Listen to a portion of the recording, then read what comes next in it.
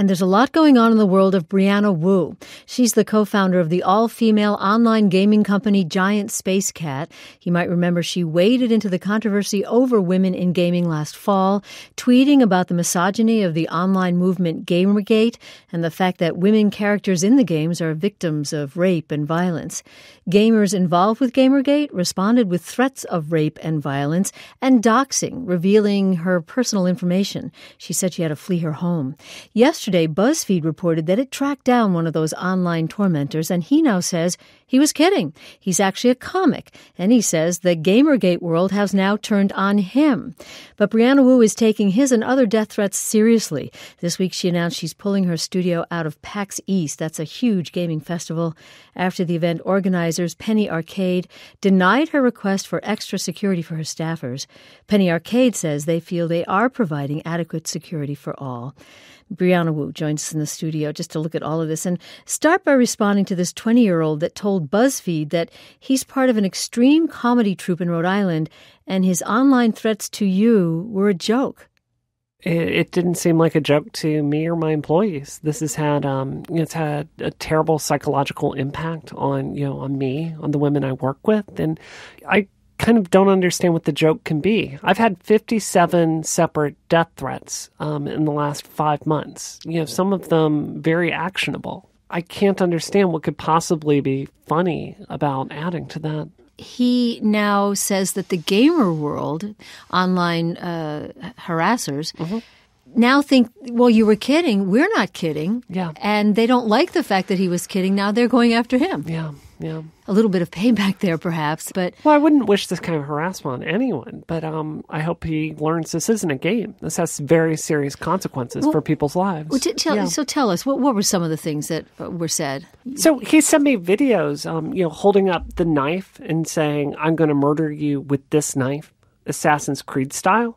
He's sent me videos of crashing his car on the way to my house and threatening to deliver me justice. Sent me countless tweets saying how he's going to shoot me in the head. And, even after I went to court and got a restraining order against him, he continued to contact me and threaten me.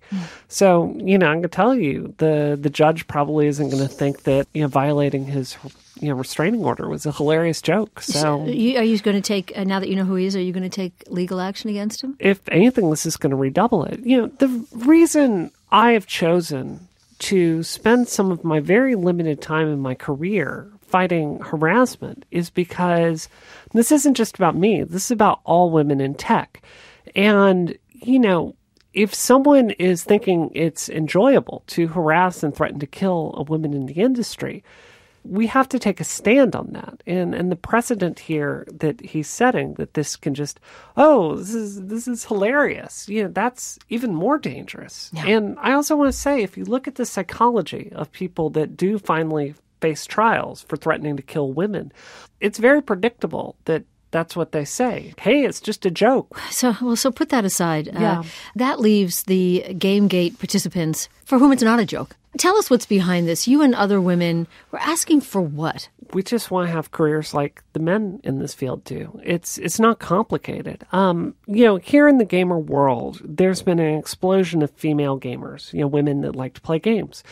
Just a few years ago, we were only 17% of the market. Nowadays, we're 49% of the market. So, as the female player base has exploded, there's more and more of a tension between the people playing the games and the people making the games or reviewing the games. There's a tension over how women are depicted in the games. Absolutely. And, the things that what I have advocated in my career repeatedly is let's just hire some more women. If you have more women making games and these kind of hypersexualized, depictions of women, those kind of go away on their own if you have women at the table. Well, do they? Because I wanted to ask you about that. Yes. Because I saw recently a picture of you in your office, and there are the characters in one of your games all standing there. I hear that they're lightly based on you and some of your female employees. Yes. But they're all, low cut, high cut, in different places. Do you think they're sexualized? I think there's a big difference. Now, I am part of a generation of gamer. I grew up, and I love sexy, awesome women kicking butt in games. But the difference is, if you play my game, there's never any camera angles that kind of hover and sexually titillate the characters. Like, they're constantly portrayed as people. I also want to tell you something I've said repeatedly going forward is, when I created those characters, I had no idea that, kind of become one of the most well-known women in technology today.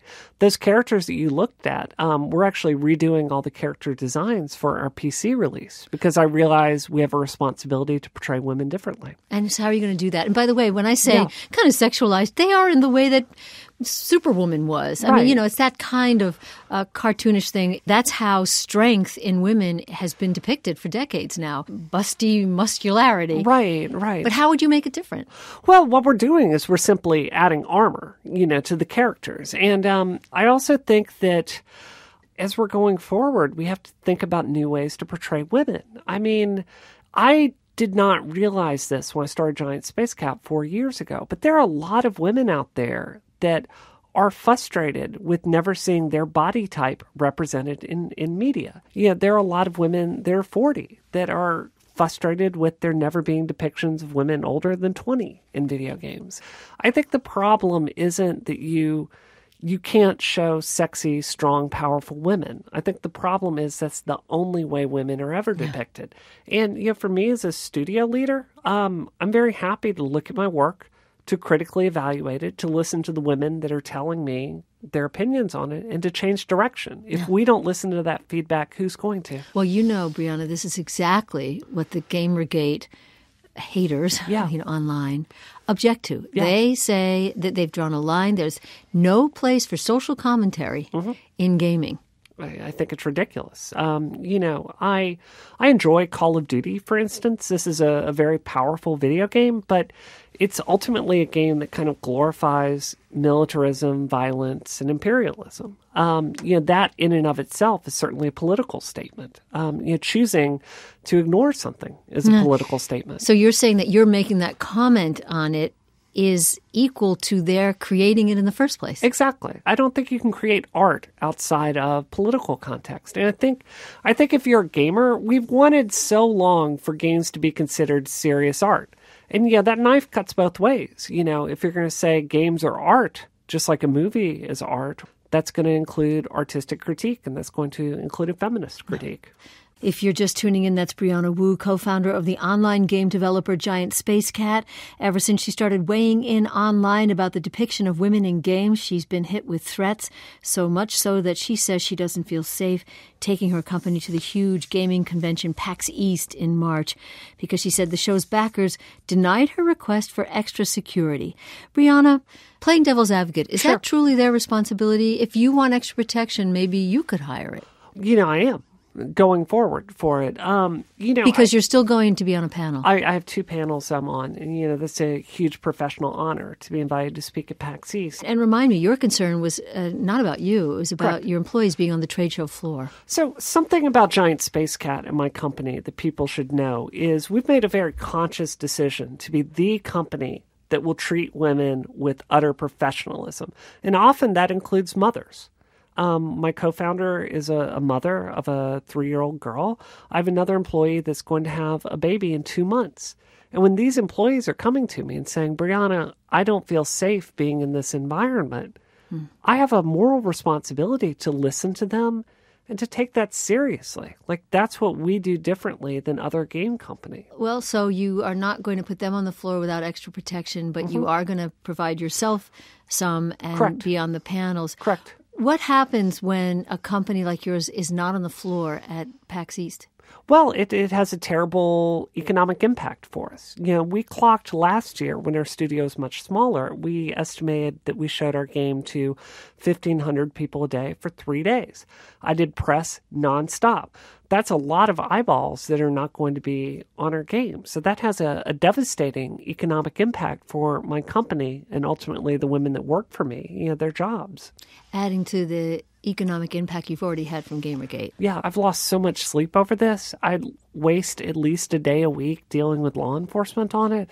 It's taken a terrible human toll on me. But then do they win? I think they've won to a certain extent with this, but I can't make that decision for my employees. I can make it for myself, but I'm not going to make that decision for the women I work with. Right. I'm going to hear them and I'm going to respect them. But will you ever quit? No. One of the really strange things about Gamergate is I got into development to develop games. I didn't get into development to become a feminist figure, but that's something that's happened. And my career is larger than myself at this point. Every day I have women writing me, telling me how much they look up to me and appreciate me bringing these issues to the forefront. So, I'm going to stick with it, and I'm going to change this industry for the better. Brianna Wu, her company is Giant Space Cat. For more, you can go to hereandnow.org. Brianna, thank you. Thank you for having me.